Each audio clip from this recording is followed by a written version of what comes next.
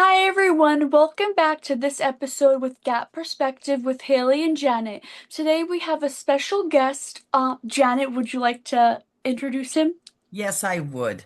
Hi, Vinny. Welcome to the show. Thank you Um, for the invitation. we have a special guest, like Haley said. His name is Vincent Cuseglio. He's from Bayonne, and he's a first-time author with a very unique story of how he came about writing his book called Promise Kept. It's very intriguing and very interesting. If anybody would like to buy it at the end, we will tell you where you can purchase the book. And then we will start asking Vinny questions about how he started on this journey of writing. Haley, would you like to ask him the first question or would you like me to go? Yeah, sure. Would So what I would like to ask you is what inspired you to get into writing? Well, I wasn't actually inspired. What happened was I got sick and Okay. I had cancer in my throat and tongue, and I had radiation and chemo. Okay. Okay. And from that, I started having these dreams in my sleep. But the funny part about the dreams was when I woke up, I would tell my wife about the dreams, and I go back to bed the next day and I continue on with the dream exactly where I left the dream off at Wow. until the story was completed. That's really cool. That's Okay. amazing. That's It's cool and amazing. scary. Oh, it is scary. I mean, you must have had some kind of sixth sense in your I brain I actually asked my allowing you to do doctor that. what I was going through, and he said you had the radiation and chemo all in your neck and your head and all. He said, and some people react differently. Some people go with depression. Some people their minds open up. Some people get tired. Some people get violent. He said, you just whatever was there, it just came out. You became creative in Yes. your experience. Um, did you so then you didn't do an outline first? Did you do an outline first when you were getting these visions? I'm going to call them visions for lack of a better term. When you were getting these visions, did you wake up and write them down every day? No. No. That was the first two times I've dreamt them. I just thought it was until I continued on exactly where I left off. And I realized that this isn't normal. I didn't write nothing down. And the funny part about it is, as I went on in the chapters, or you want to call them chapters, in the story, I would go back and correct things that I dreamt 2 days before by saying to myself, it sounds better if I do it this way, or it would sound better if it was done that way. And by the end of like a year into this is I came up with the story. It was done, and then it was still in my head. I dictated it into a machine. That's wonderful. Yeah, that's really fascinating. Really is. For our listeners, could you explain what exactly your book is about? My book started about it's about a Boy Scout who's coming to age. He's getting his Eagle Scout badge, and his grandfather served in the military in World War II. His mother died when she was young, and his Boy Scout troop went overseas to visit World War II um, historical sites. And in one village where the war took place and the Americans, fought the Germans retreated into the woods, and this young German soldier named Fritz got wounded. Winded up going into a cabin, a cave. I'm sorry, and he passed away. 30 something years later, John, the Eagle Scout, is in the same village picking up, you know, artifacts from the war, and he gets lost. And he wanders into the same cave, and he trips over the skeleton. And as he tripped, he dropped his flashlight. He's scared. He's only 15 years old. Picks the flashlight up, looking for an entrance, the way to get out, and he sees Fitz standing in the corner. And from that, they start talking. And Fitz, realizing now he is dead and realizing it's 30 years later, uh, and tells Johnny at one time in 1939, he was a Boy Scout before the war in Germany, and his family don't know what happened to him. And he wrote 3 letters to his family as he was dying. And those 3 letters are in the skeleton jacket. And that's where the promise was made that John has to deliver those 3 letters to his family. And the journey begins from that point. I Fantastic. really love the It's storyline. fantastic. I know I read it, Haley, if you want. It's fantastic that your mind did this. Um, what do you find out? How long did it take you to write it from start to finish? There's actually 5 stories. I submitted all 5 to the publishing company. They picked the 3, and this happened to be one of the ones I really didn't like. I didn't think this was a good one. I figured if they liked it, that one, the other one's got to be great. So they turned down 2 of them. They kept 3, and John, Promise Kept is a year and a half, 2 years into the from start to finish. Oh, okay. Okay. And what was the most surprising thing you learned from writing this book? That I actually could complete it. And it sounds funny, but it's not. Going through what I was going through, um, married, 3 kids, 4 grandkids, businesses and all that kind of stuff. Never thought I would actually complete anything. I was amazed when I submitted it and finished it, and I seen the product in my hand. I was amazed. I mean, the cover itself shocked the hell out of me, really. Very nice. Yeah. Very nice. Very well.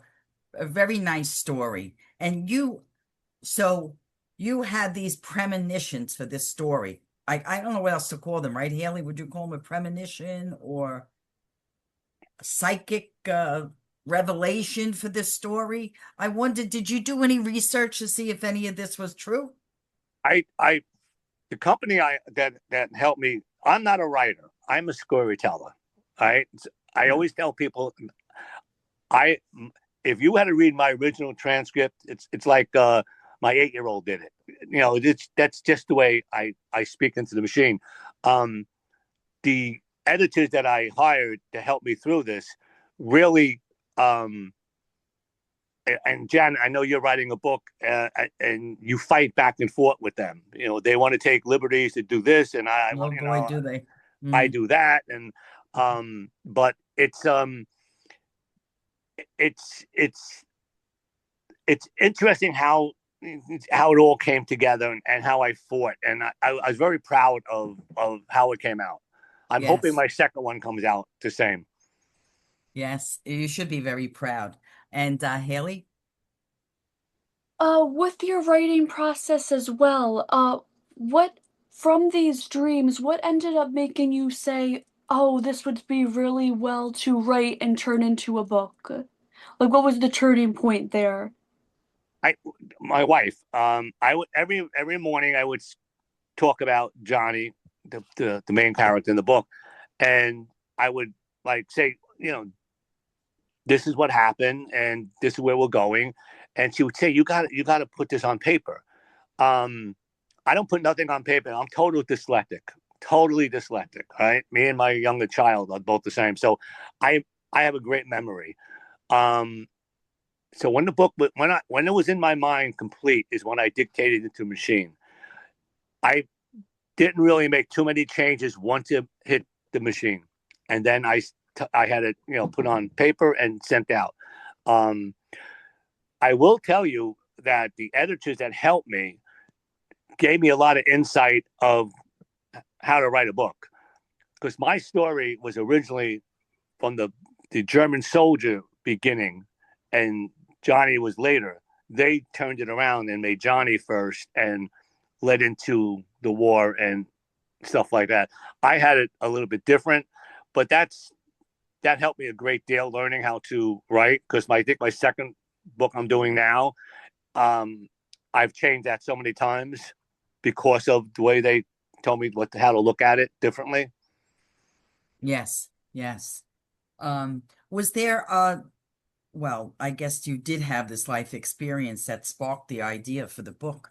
Um, what was the biggest change that you had to make during the editing process? Well, again, like I just told Haley, my story started in 1944 with the German soldier and him going into war and how he got killed. The editors said to me, if you try it this way, and I wasn't happy at them changing it around because I know. Johnny comes into chapter 5, right? Now, if Yes, you look at the book, if you read the book, around chapter 4 and 5 is when the German comes in. They that's right. wanted to make the story about Johnny and his grandfather first. And then from that, it made a lot of sense when I read it that way. It does. It makes a lot of sense to go in that direction. Yes, it does. Let me ask you this. If you could have a conversation with one of the characters, which one would it be?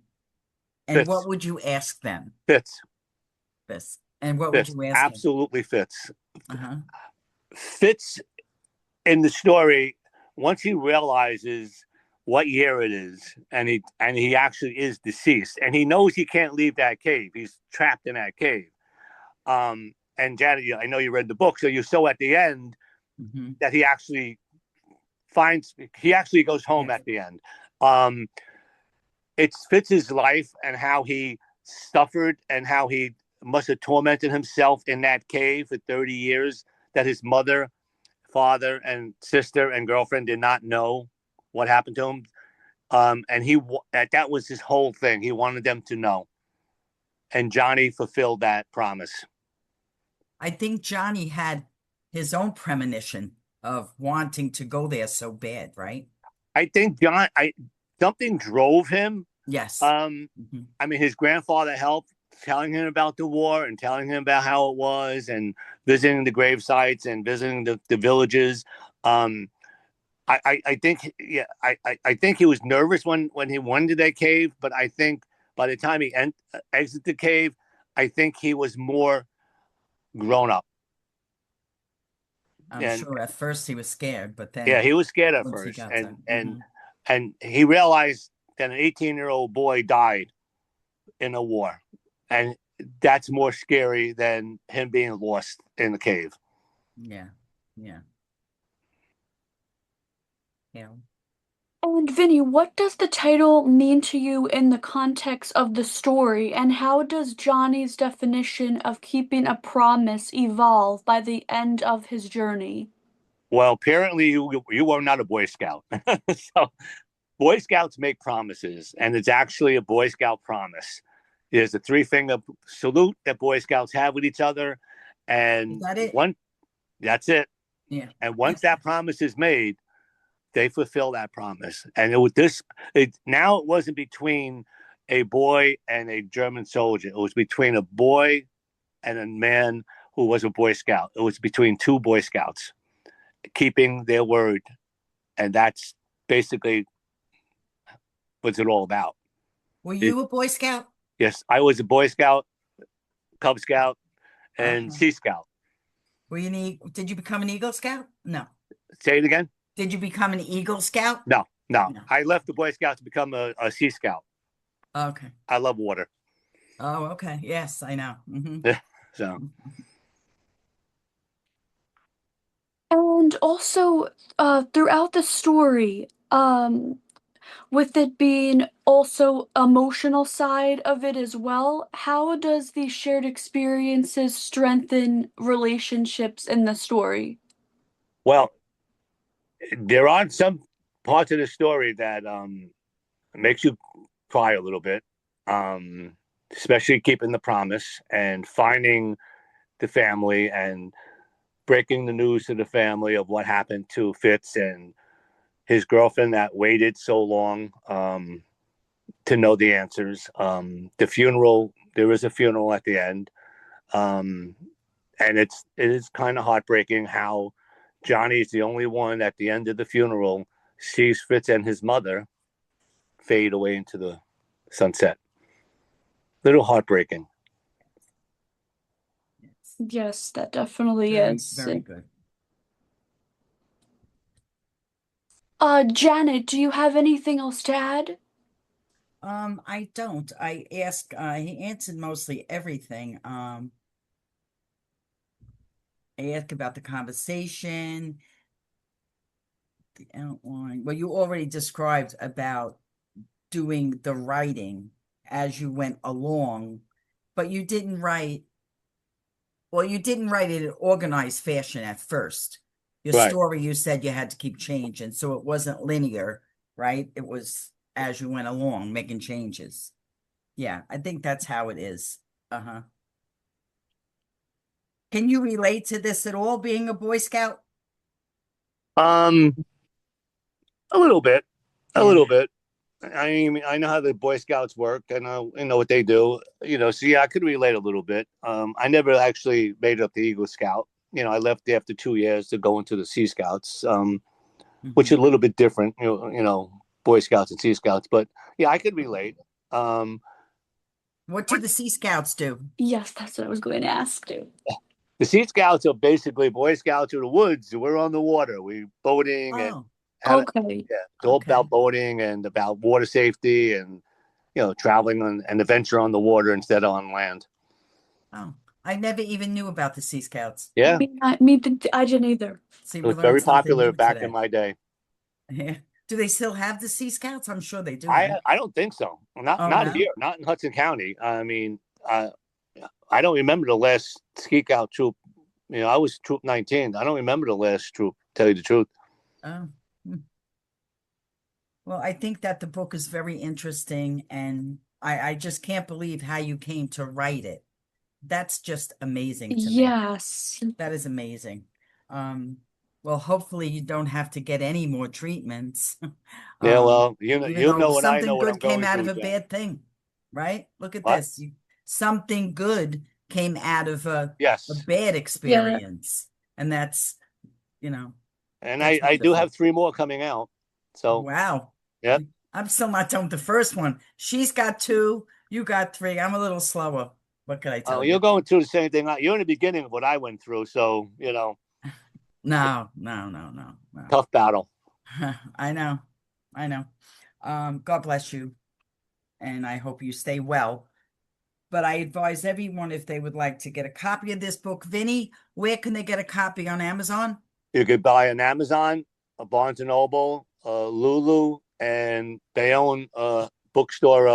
What's that? Boho Books in Bayonne. Oh, awesome. Yes, Okay. yes. Yeah, Mhm. they have it too. You want Wonderful. to go to Pennsylvania? 2 bookstores up there have it too. So Oh, that's wonderful. yeah, Congratulations Yes, on your first book, congratulations. thank you, ladies. and much luck and success with the next three. Yeah, well, I'll keep you posted, Janet. Yes. And I'm expecting to get a signed copy of yours. Yes, as soon as I finish it, I'm going to try to. You both have me motivated. Haley's a children's book author. She's on Yes. her second book, just came out, and she will be in the historic museum, right? Yes, I'll be reading to the kids at the arts and crafts camp there. Yes. I'd like to get a So, copy of your book. Where can I get a copy of your book, Haley? They're available on Amazon and Barnes and Noble. Yeah, same as oh, mine.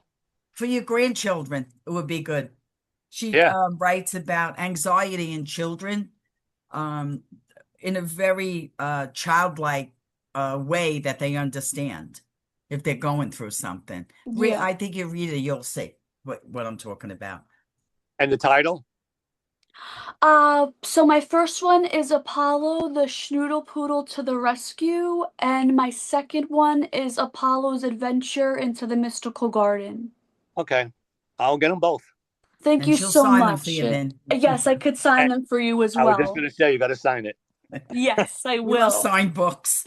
Yeah, I'll give you a signed copy when you give me yours when I bring you the books to sign. Perfect. Yes, I like that idea. Okay, Well, I hope you stay healthy, Vinny, and thank you as well for coming on. you're welcome, ladies. I appreciate the opportunity. Yeah, thank you, Vinny. It was very informative, and I wish you all the best health and happiness and success in your Thank future. you very much, Janet. Love you Okay. too. Okay. We'll Bye bye. talk soon. Okay. Yeah. Thanks, Vin. Bye. Good night. Thank you, everyone, for listening to this episode of Gap Perspective with Haley and Janet. Take care, and you'll hear from us soon.